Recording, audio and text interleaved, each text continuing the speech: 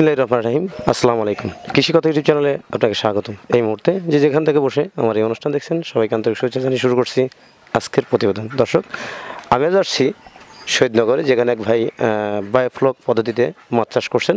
তিনি কীভাবে এই মাছ চাষেতে আসলেন এবং এই বায়োফ্লক পদ্ধতিতে কি সামগ্রী ব্যবহার করছেন এবং এই প্রজেক্ট করতে কত টাকা খরচ গেছেন এবং এখানে কতটুকু জায়গা আছে এবং কত পিস মাছ আছে, কী জাতের মাছ আছে, এই বিষয়ে আলোচনা করব।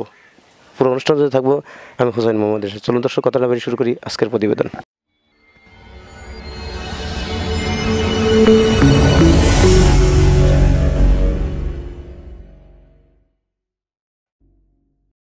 আসসালামু আলাইকুম ভাই। ওয়ালাইকুম আসসালাম। ভালো আছেন ভাই? আলহামদুলিল্লাহ ভালো আছি। আপনার নাম কি? মোহাম্মদ তরিকুল ইসলাম তারেক। তরিকুল ইসলাম তারেক। আপনার গ্রামের বাড়িটা কোথায়? পাইকরহাটি চরপাড়া।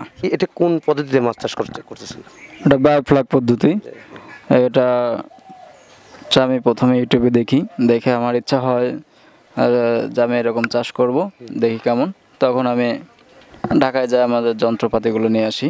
এয়ার পাম্প আছে ওখানে, চারপাশে খনন করার পরে বায়োফ্লক মেশিনগুলো ঠিকঠাক মতো সেট করার পরে আর কি পানি দিচ্ছি, মাছ চাষ করতেছি।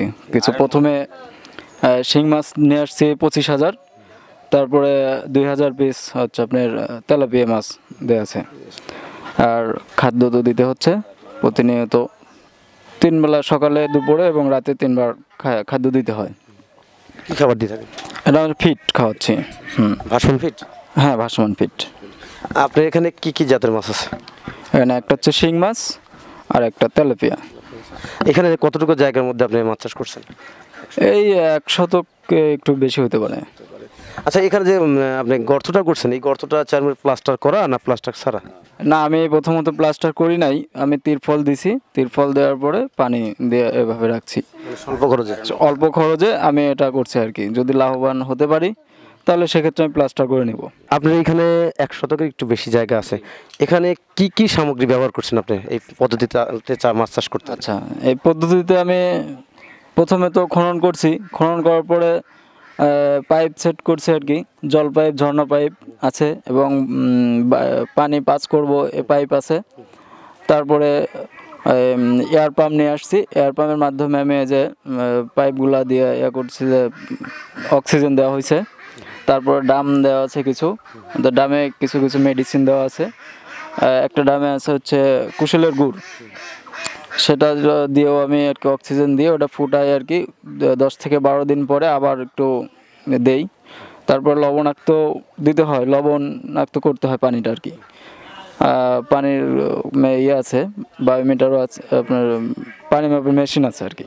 ওটা দিয়ে দেখলে লবণাক্তটা কমে গেলে সেক্ষেত্রে আমি একটু লবণ দিই, এক্সট্রা লবণ। সেটা কিভাবে দিয়ে থাকেন? সেটা আমি এমনি বাজারের যে খোলা বাজারের লবণটা আছে ওটাই কিনে নিয়ে আসে, হয়তো হাফ কেজি দিলাম, ছিটায় দিই। আর লবণাক্তটা বাড়লে মাছটা ভালো থাকে, এই তো। তারপরে আর কি কিছু ওষুধপাতি দিচ্ছি, ভিটামিন, মানে রোগ প্রতিরোধের জন্য যেগুলো আর কি দরকার প্রয়োজন সেগুলো দিয়ে থাকি। আচ্ছা, বায়োফ্লক পদ্ধতিতে যে আপনি মাছটা চাষ করছেন, এইখানকার যে পানিটা পরিবর্তন করতে হয়? হ্যাঁ, পরিবর্তন করতে হয়। আমি 8 থেকে 10 দিন পর পানি চেঞ্জ করে দিই। 8 থেকে 10 দিনের মধ্যে দেখা যাচ্ছে যে মাছগুলা নড়াচড়া করে এবং খাদ্যও খায়, অতিরিক্ত খাদ্য এদিক সেদিক পড়ে থাকে। এক্ষেত্রে পানির কালারটা একটু ঘোলাটে হয়ে যায় এবং নোংরা হয়ে যায়। এক্ষেত্রে পানিটা আমি বের করে দিই, আবার আয়রন মুক্ত পানি সেটা আমি আবার এখানে দিয়ে থাকি। আয়রন মুক্ত পানিটা কোথায় পান? আয়রন মুক্ত পানি আমার আছে আর কি, ওই পুকুর থেকে মোটরের সাহায্যে আমি এখানে দিচ্ছি। আপনি এইখানে কত হাজার পিস আজকে তেলাপিয়া মাছ বা শিং মাছ আছে? এখানে 25,000 পিস শিং মাছ আছে এবং 2,000 পিস আছে তেলাপিয়া মাছ। আপনি কি মনে করেন যে এই বায়োফ্লক পদ্ধতিতে মাছ চাষ করতে আপনি কি স্বাবলম্বী নাকি? ইনশাল্লাহ আমি শুরু করছি, স্বাবলম্বী হওয়া সম্ভব। আপনি এই পদ্ধতিটা কোথায় পেলেন?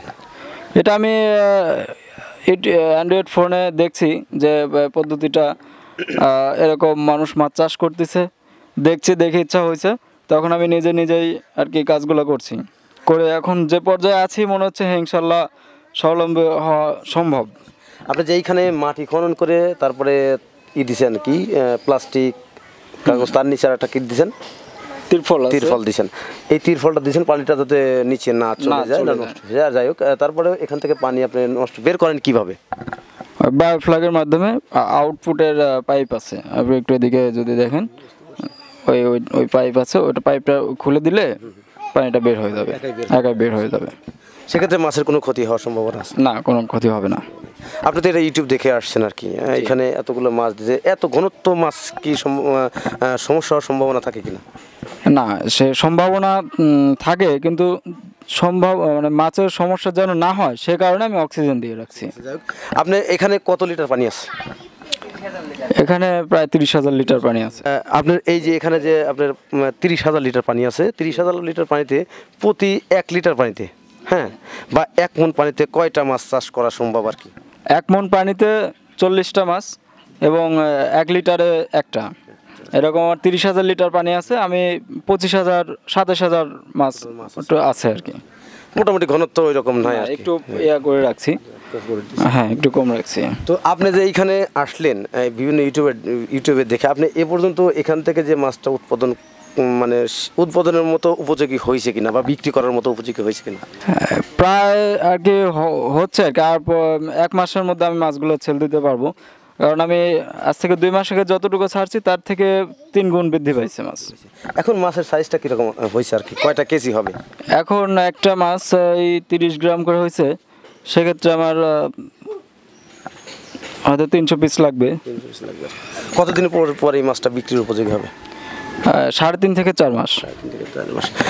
আপনি ইউটিউবের ভিডিও দেখে এইখানে আসছেন, আপনি মনে করছেন যে এখান থেকে স্বাবলম্বী আপনি এই যে এটার পাশাপাশি বা এটা করার পূর্বে আপনি কি পেশার সাথে জড়িত ছিলেন? আমি টেলিকম সেক্টরে জব করতাম, নেটওয়ার্ক সার্ভিস দিতাম। তো সেখান থেকে ওটাও আছে, এবং ওটার পাশাপাশি বাসায় ছোট ভাই ছিল, ওকে বলছি, বাবা মা আছে, এদের সবাইকে সাহায্যে আর কি এটা এই পর্যায়ে আসছে। তো একটা কাজ করতে গেলে কিন্তু অতিরিক্ত একটা লোক বা 2টি লোক দরকার। সেক্ষেত্রে আপনাদের এই যে বাইরের যে চাহিদাটা বা মানুষের যে চাহিদাটা বা শ্রমিকের যে চাহিদাটা, সেটা আপনার পরিবার থেকে আসছে, সেক্ষেত্রে আপনার কিন্তু আশা করি সমস্যা হওয়ার কথা না, তাই নাকি? তো আপনার যে খাবারটা এখন এই যে 22-23 হাজার বা 25,000 যে মাছটা দিচ্ছেন আপনি এইটুকু জায়গাতে, আপনি 3.5 মাস করতে কি পরিমাণ ব্যয় হতে পারে? এখন মাছের পিছে আমার ব্যয় হবে 70 থেকে 80,000 টাকা এরকম। আপনি কীরকম টাকা ইনকাম হতে পারে এখান থেকে? এখন পরিপূর্ণ মাছ যদি আমি সুন্দরভাবে সেল করতে পারি, সেক্ষেত্রে আমি 2 লক্ষ টাকা বিক্রি করতে পারবো, আয় করা সম্ভব আর কি। দর্শক, ভাই আমাদের যেভাবে বললেন যে ওনার এখানে মাত্র টোটালে 70-80 হাজার টাকা খরচ হবে, 4 মাসে উনি প্রায় 2 লাখ টাকা ইনকাম করবেন। সেটা কিন্তু ইউটিউবের ভিডিও দেখে বায়োফ্লক পদ্ধতিতে যে মাছ চাষ করা হয় সেটা ঘরোয়াভাবে, আসলে বিভিন্ন পুকুর রাখার প্রয়োজন হয় না বা এরকম জায়গার দরকার হচ্ছে না। আপনাদের বাড়িতে শুধু উনি যেভাবে করছে এভাবে না করলে, আপনি যে ট্রাঙ্ক সিস্টেম করে করেন সেভাবে করা যাবে, বিভিন্ন সিস্টেমে বায়োফ্লক মাছ চাষ করা সম্ভব। তো ওনার এখানে যে পরিমাণ মাছ আছে, এখান থেকে মোটামুটি প্রতি 2 মাস 4 মাস পরে ওনার এখান থেকে 1.5 লাখ টাকার মতো বা 1,20,000 টাকার মতো আয় থাকা সম্ভব। তো উনি যে নেটওয়ার্ক সাইডে অন্য সাইডে কাজ করতেন, সেখানে কাজ করার পাশাপাশি এখন এটা করছেন। তো আলহামদুলিল্লাহ এটা থেকে উনি আশা করছেন যে আমি এখান থেকে লাভবান হতে পারবো। তো বায়োফ্লক পদ্ধতিতে যে চাষটা করছেন, যেখানে যে মেশিনগুলো ব্যবহার করেছে, এই মেশিনের যে কার্যকারগুলো কিছু কার্যকর দেখবো। আসলে এই যে মেশিনের যে কার্যকরগুলো আমাকে কিছু কার্যকর দেখানো সম্ভব? অবশ্যই। আচ্ছা, ঠিক আছে। দর্শক, আমি আর কথা বাড়তে চাচ্ছি না, আজকের প্রতিবেদন এখানে সমাপ্ত করছি। ভালো থাকেন, সুস্থ থাকেন, আল্লাহ হাফেজ, ধন্যবাদ।